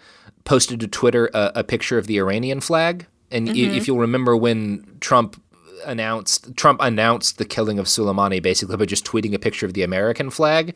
Right. And so it just it keeps getting dumber. Like don't. That's not the direction it should be heading, where we just post flags and shoot missiles at each other. Like that's not a. Oh boy, I'm not happy with that development. Yeah, and also it just came out that Iranian officials are warning that if the U.S. retaliates to the strikes that Iran just launched, Hezbollah will fire rockets at Israel. So this is all going great. In real time, everybody. Fun one. Super cool. Oh, boy. I mean, I think boy, howdy. The best we can do is understand that we did something we shouldn't have done without a plan, and now we have no plan, and now we're here, and it's like, what are we supposed to do? You can't go into Iran. You just can't do it. You cannot go start a war with Iran. You definitely can't go start a foot war with Iran. You're not. This is absurd. No one's going to survive this. You're not going to put these poor military. The U.S. military does not deserve this. They do not deserve to have to fly troops out there while they're literally telling troops to get the fuck out of here. This is not good. No, and we are. It's fundamentally like one of the things that was really frustrating in the lead up to the fucking election is that there would be all these guys who are ostensibly on the left who would be like, well, Donald Trump at least is like our best bet. Like this is someone I really respect otherwise. Jeremy Scahill over at The Intercept said something like Trump is might be our best bet for like not getting America involved into any new wars. And it was like, if you listen to his actual rhetoric, he was never anti-war. He was just anti-actually, like, committing. Like, he was never anti-war. He was anti the only thing about war that isn't all negative, which is, like, the ability to build long-term relationships and potentially stability in areas at the cost of lives and a significant amount of money, like what we had helped to achieve in chunks of northeast Syria. Like what we helped to achieve in chunks of northern Iraq. Mm-hmm. He was against that stuff. He was not against murdering people and sending in troops as long as he got to steal oil from people. Like that was the thing that Trump said is like, number one, he's fine with fucking bombing the shit out of people. And number two, he thinks when we're involved in a country militarily, we should get to take half their oil. Like he was always just a pirate. Just a bunch of idiots tricked themselves into thinking he was anti-war because they hated Hillary Clinton. It's just so frustrating how dumb people were. And now we're seeing like, he's just sending more troops into the Middle East and they're getting shot at by rockets and he's bombing sovereign nations that are on paper our military allies because it's just so dumb. It's so dumb. Yeah, there's no logic. But do you think there's an adult in the room anywhere in this situation? Not anymore. Not anymore. I mean, the problem is that, like, everybody's convinced they're the adult in the room. Like, these military guys, the guys who I suspect, like, were part of what was pushing the assassination of Soleimani, would say that, like, no, we are the hard-nosed adults. We understand the realities of the world. And this guy was a bad guy, and he killed our men, and, like, sometimes you got to take it to the bad guys. And I think Soleimani was a bad guy. I think he did some terrible things. I think his backing of the Assad regime was awful. But the right answer and the smart answer is not always killing everybody who does bad things, especially since, for as much ugly shit as Soleimani did, you can find American generals who did a lot of similar things who are alive today. And Qassem Soleimani doesn't have nearly as much blood on his hands as, say, Henry Kissinger does. Like, that's just a reality of the world, is that if you go around missile striking everybody who has done bad things, you will be at war with everybody, and a lot more people will die.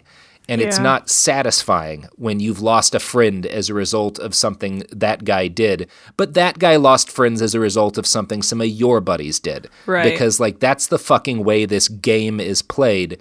And I hate all of the people who actually consider it a game, which is most of the people that we talk about in stories like this.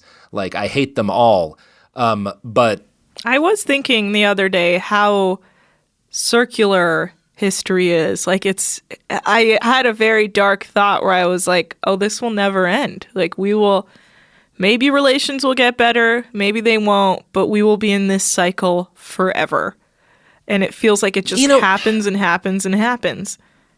We do. Whenever I get too trapped in that kind of thinking, one thing I like to think about is France and Germany. And France and England, which are all countries that were trapped in a centuries-long cycle of constant and incredibly bloody warfare. Right. And now all of their teenagers fuck each other every summer and get drunk and take ecstasy and dance to electronic music. That is very and there's never going to be a war between those three countries again. Right. And a ton of ugly blood between them. So I don't think it's hopeless. Okay. That's a good way to look at it. I can see that. Yeah. It does require, number one, it requires being like, well, okay, you have guys on your side who killed a lot of our guys and the shit they did was fucked up. We have guys on our side who killed a lot of your guys and that shit is fucked up. And at some point we have to stop taking vengeance on each other. Otherwise, we're just going to keep killing each other and nothing's ever going to get better. And that is, eventually France and Germany and England stopped counting who had killed more of the other's sons. And they just started taking ecstasy together in dance clubs. And that made things better. Nice. We've had a digression a bit. We should get back to talking about Qassem Soleimani. Right. So, in 2011, when the Syrian civil war started up, Soleimani ordered members of the Iraqi Shiite militias he'd formed to resist the U.S. Into Syria to support Assad's beleaguered military, which was, as it is now, completely incompetent. I was just watching a video the other day of like 30 soldiers of the Syrian Arab army supported by a tank fleeing from 9 jihadi fighters in Idlib. It's just like, you guys still haven't figured out how to be a fucking military. Well, that's why were the they point. fleeing? They were just like they're conscripts. They're poorly trained. They don't know what they're doing. They're poor. Like, they're only led by corrupt. Like, the only competent fighters in Syria on the side of the Syrian government are like Hezbollah and other like Iranian-backed militias. Like, they have a lot of competent fight. And that's, I'm going to read a quote from the New Yorker about that. Quote, Soleimani also set up additional Shia militia groups. These included a group of Afghans resident in Iran, the Fatimiyun Division, and a Pakistani outfit, the Zebnayabiyun Brigade. The very names of these groups announce Iran's sectarian intentions. Shia Muslims accord Fatima, the daughter of the Prophet, a status comparable to that of the Virgin Mary in Catholicism, while Zainab, Fatima's daughter, was the sister of Hussein, whose death at the Battle of Karbala formed a pivotal moment in the Sunni-Shia schism. Forces under his command were instrumental in many of the major offensive during the Syrian war, including the recapture of Qasr from the rebels. So, most experts view Iran's support as embodied by Qassem Soleimani because he is completely in charge of the Iranian effort in Syria, is absolutely critical to Bashar al-Assad staying in power. And Qassem Soleimani is really the man who runs the Syrian civil war for the regime for a lot of the war. Like, he is one of the top players and maybe the only competent one. Or at least, like, there's other competent Iranians involved. Nobody in the Syrian Arab army is very good at what they do. Now, today, the SAA is obviously still not great, but the entrance of Iranian-backed militias, including the Lebanese Hezbollah, provided the regime with enough competent fighters to recapture critical cities like Aleppo and swing the tide of war back in Assad's favor. And it's hard to exaggerate how much human misery this has been responsible for. The siege of Aleppo alone cost thousands of lives, and the fact that Assad's regime survives has allowed them to, among other things, incarcerate and torture to death around 100,000 people. This was all done, or at least the support of the Assad regime by Soleimani was done for nationalist motivations. He was fighting for Iran more than anything else. So we've gone into why that's critical for him, why they see it as like a matter of sort of like national survival to support Syria in this war. I think that's important to understand. While almost every U.S. attempt at projecting power and influence in the Middle East over the last 20 years has ended in abject failure, mass death, and unspeakable expense, Qassem Soleimani and his Quds Force have been extremely successful in spreading Iranian power across the region. Thanks to a network of militias and an incredibly successful political influence campaign, Iran now has deep connections to the government of Iraq, basically owns the government of Syria, and maintains a sizable base of power in Lebanon.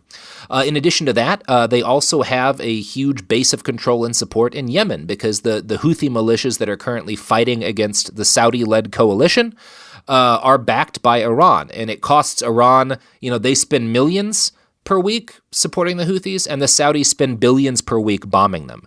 And it's kind of the opposite of the case in Syria. In Syria, Iran is definitely on support of the side that has killed the most innocent people.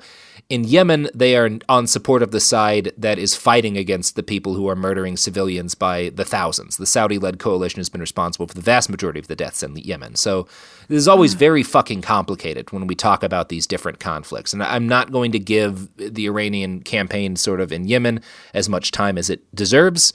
But it's important to see, like, when Qassem comes to power in charge of the Quds Force, other than like Hezbollah, which is still at that point kind of nascent in Lebanon, they don't have a lot of influence in the rest of the region. And by the time Qassem Soleimani is killed, the Iraqi government is on his side. There are 150,000 Shia militiamen backed by Iran who are like Iraqis. There are Iran-backed militias in Syria that have been responsible for keeping the government in power, and the government owes Iran billions of dollars. Hezbollah is one of the most dominant forces in Lebanon. And Iran has a huge amount of influence and dominance in Yemen as a result of their support of the Houthis. That's all Soleimani's doing. That's a huge amount of power and influence.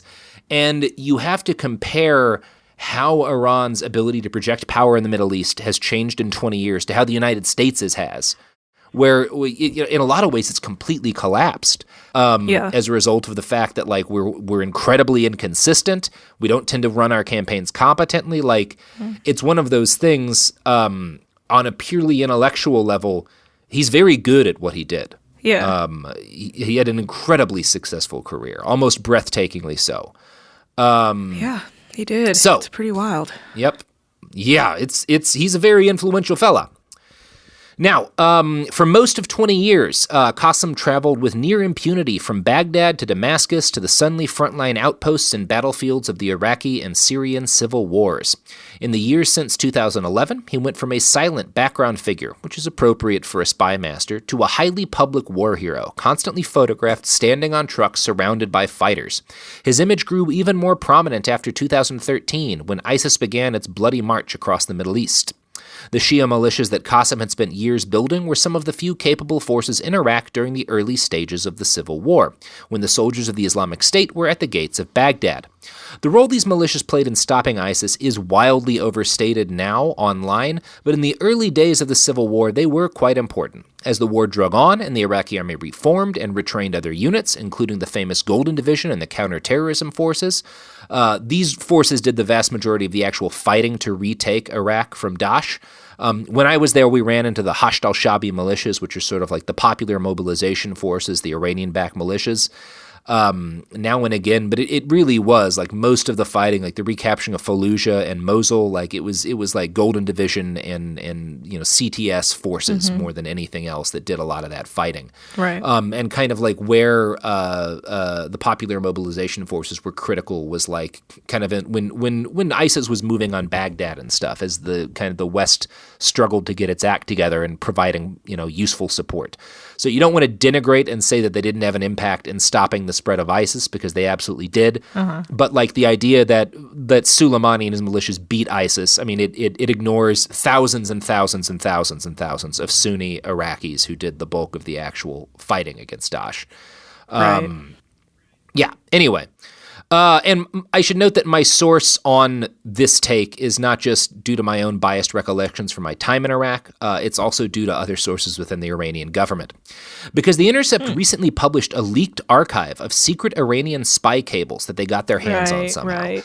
These cables came from members of the Iranian Ministry of Intelligence and Security, which tends to be pretty antagonistic towards the Quds Force. Because, again, and this is another frustrating thing, like, you read about like coverage of this and it like Iran this, Iran that, and like to a certain extent it's hard not to when you're like talking about multiple different nations. But like there are a number of different forces within the Iranian government that want different things. Can and, you like, explain to me why the intelligence is not fans of the Quds? Yeah, as I understand it, it kind of goes back to, like we were saying, when you have the revolution, and the Shah is out and the new government doesn't really trust the military or the existing security apparatus. Like, you're not going to tear all of that down because it's too much of a pain in the ass to do so, but you also don't trust them. So the Revolutionary Guard and the Quds Force come out as a way for the clerics to kind of have their own military and intelligence machine. Okay. The Iranian Ministry of Intelligence and Security is like basically the descendant of like the older standing security services in Iran. And so they're not the Quds Force. And in a lot of ways, they view them as kind of an enemy because they're like opposed sort of forces. Like they're more antagonistic. Opposed isn't quite the right word, but like I hope I've gotten that across to some extent. I'm not an expert on this. Yeah, no, I've never read up on that or even really thought about it. It never occurred to me, but it really makes sense because there's so many working, like you said, forces in Iran that I tend to forget sometimes that like the whole era before the revolution was just a different time, and while they did try and eliminate the majority of that influence, like certain things are still kind of like working within Iran just because they're needed to be. Yeah, you're not gonna fire all of the police and stuff overnight, especially since you need those people to like help you like assert your power now. Like it's just like, but then you don't trust them and you build your own structure and like things move on from there. That's the understanding that I have. So anyway, a bunch of these cables from the Ministry of Intelligence and Security about these guys talking about Soleimani and his militias in Iraq leaked out. And these are all from 2013 to 2015. And I'm going to quote from that Intercept article now. While the Iranian-led war against ISIS was raging, Iranian spies privately expressed concern that the brutal tactics favored by Soleimani and his Iraqi proxies were laying the groundwork for major blowback against the Iranian presence in Iraq. Soleimani was also criticized for his own alleged self-promotion amid the fighting. Photos of the Iranian commander on battlefields across Iraq had helped build his image as an iconic military leader, but that outsized image was also turning him into a figure of terror for many organized Iraqis. For many ordinary Iraqis. In some documents, intelligence officers criticized Soleimani for alienating Sunni Arab communities and helping to create circumstances that justified a renewed American military presence in Iraq. A 2014 MOIS document lamented that partly because Soleimani broadcasted his role as commander of many of the Iraqi Shia militias fighting ISIS, Iraqi Sunnis blamed the Iranian government for the persecution that many were suffering at the hands of these same forces. The document discussed a recent assault by Iran-backed forces against ISIS fighters in the Sunni farming community of Jerf al-Sakar. The attack had included a number of Shia militia groups, including a notorious outfit known as Asaib al-Haq, which is also the guys who fired missiles at those U.S. bases a couple of weeks ago and a couple of days ago. The militia succeeded in routing the Islamic State, but their victory soon gave way to a generalized slaughter of locals, transforming the sweetness of Iran's triumph into bitterness, in the words of one case officer. This is that case officer talking. It is mandatory and necessary to put some limits and borders on the violence being inflicted against innocent Sunni people in Iraq and the things that Mr. Soleimani is doing. Otherwise, the violence between Shia and Sunni will continue, the MOIS report continued. At the moment, whatever happens to Sunnis, directly or indirectly, is seen as having been done by Iran, even when Iran has nothing to do with it.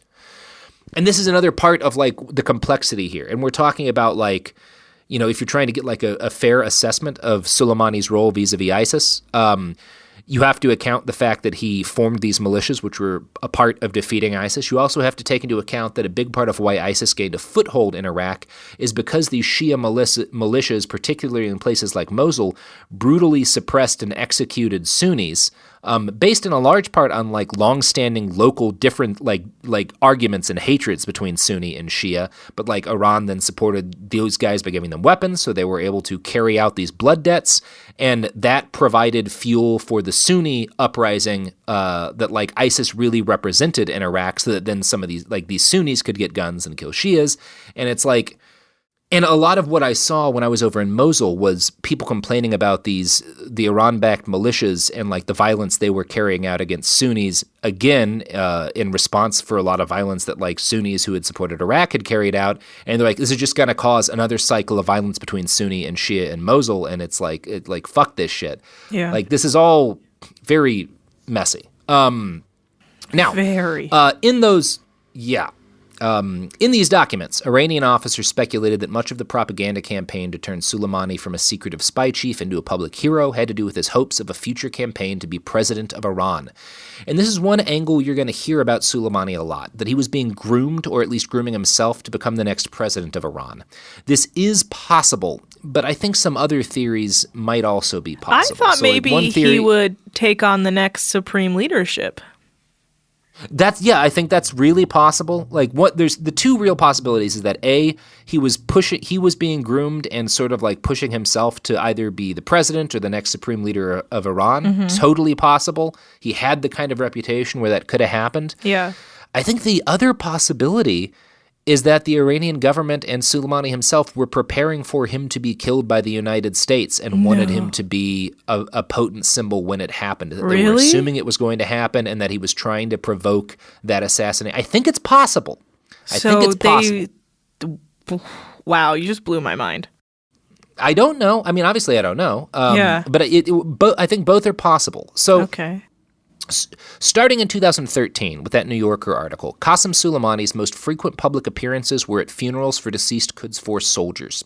For years, Qassem made a point of meeting with the families of martyrs. And here's an excerpt from one part of the article talking about his visit to the funeral of a comrade who died fighting in Syria. Quote, "He has a fierce attachment to martyred soldiers and often visits their families. In a recent interview with Iranian media, he said, 'When I see the children of the martyrs, I want to smell their scent and I lose myself.'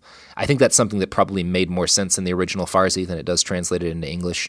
As the funeral continued, he and other mourners bent forward to pray, pressing their foreheads onto the carpet. 'One of the rarest people who brought the revolution in the whole world to you is gone,' Alireza Panihan, the imam, told the mourners. Soleimani cradled his head in his palm and began to weep."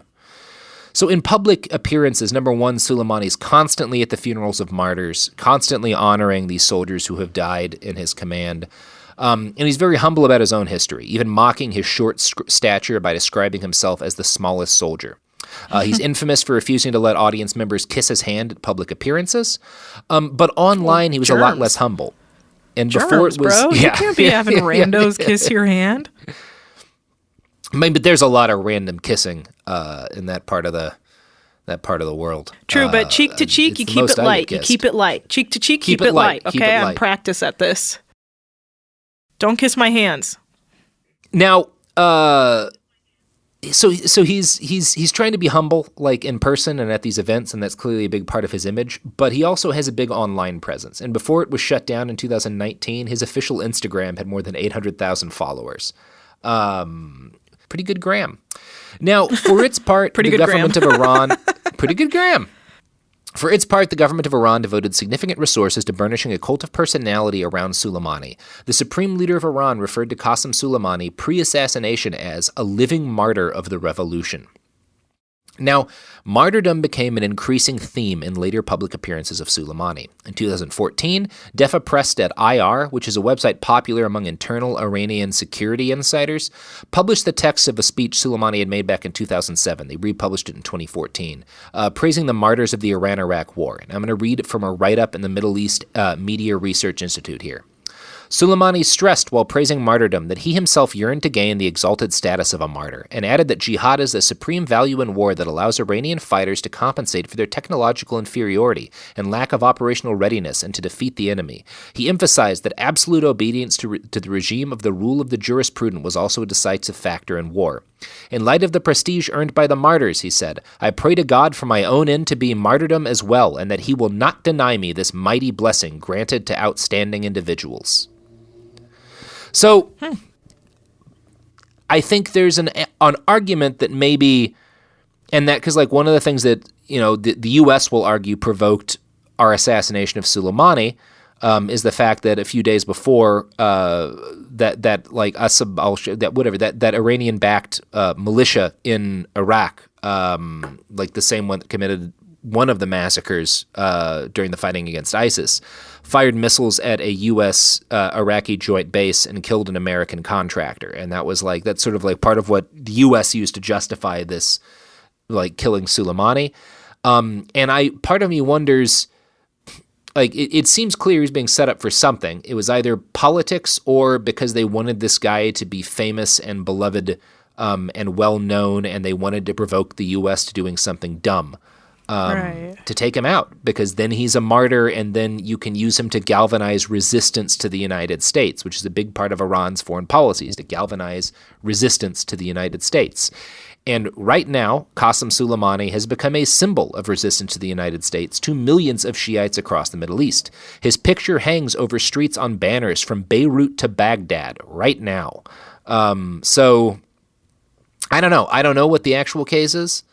It's also, he's like, his funeral has been used by the government to kind of try to unify people in the wake of, there were just a bunch of massive protests in Iran.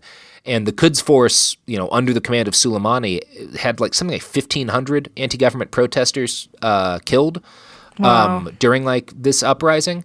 And now I think they're kind of using his assassination and like this aggression by the United States. The attempt, at least, is to kind of pull the country back together. It's fucking hard to say what the actual plan was, or if there was a plan, or if I'm reading too much into this. He's a spy commander, chief guy, so part of me is like, maybe there was a deep plan here. Maybe he just wanted to be supreme leader or president, and he never thought that we would do something this dumb. Either way, I'm just seeing now that the president is going to address the country later tonight, so that's probably not going to be good. I hope it's him saying he is tapping out, because god damn. I don't think that is what's happening. Oh, God. Well, here's hoping for the best. Pray for the people of Iran. Pray for the people of Iraq.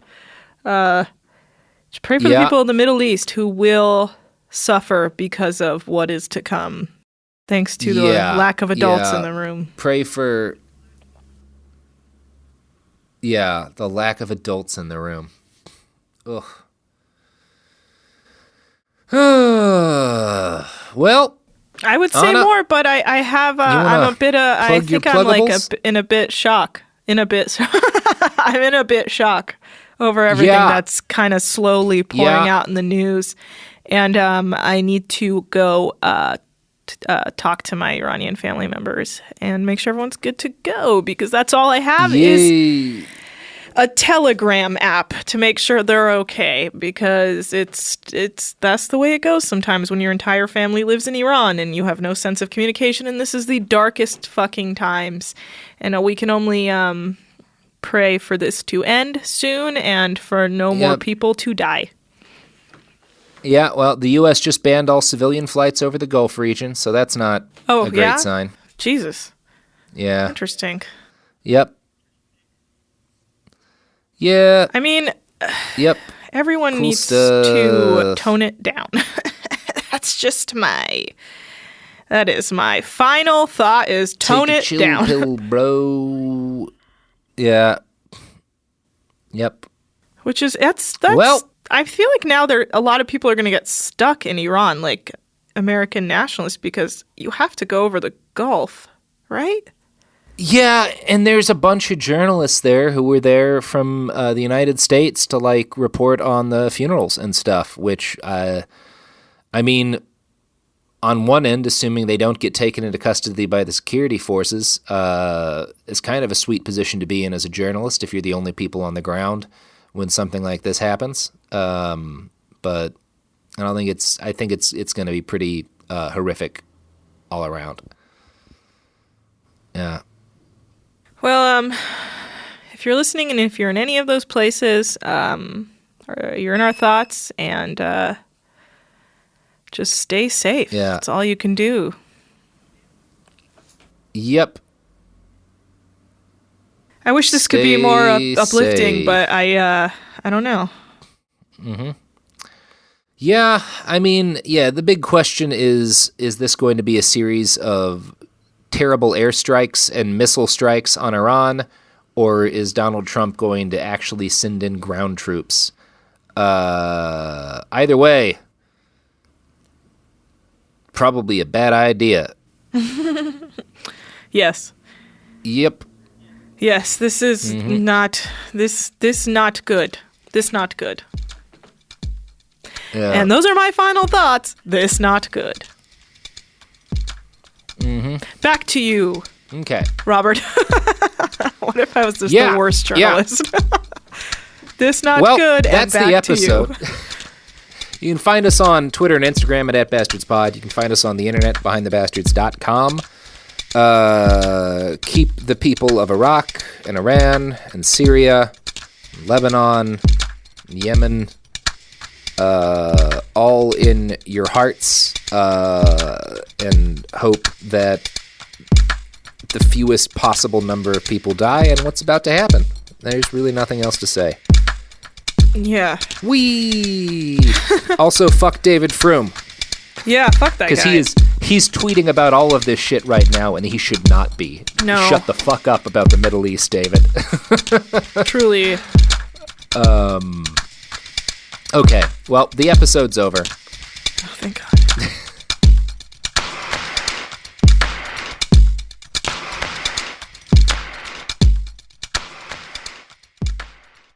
There's a difference between liking a house and actually getting it. Redfin is built to make up that difference and close the gap between finding and owning the home for you. Redfin agents close twice as many deals as other agents. So when you find a home you love, you're not a step behind when it comes to making an offer. That means less watching great homes disappear and more focus on the one you'll call home. Redfin helps turn saved listings into real addresses. Get started at redfin.com. Own the dream.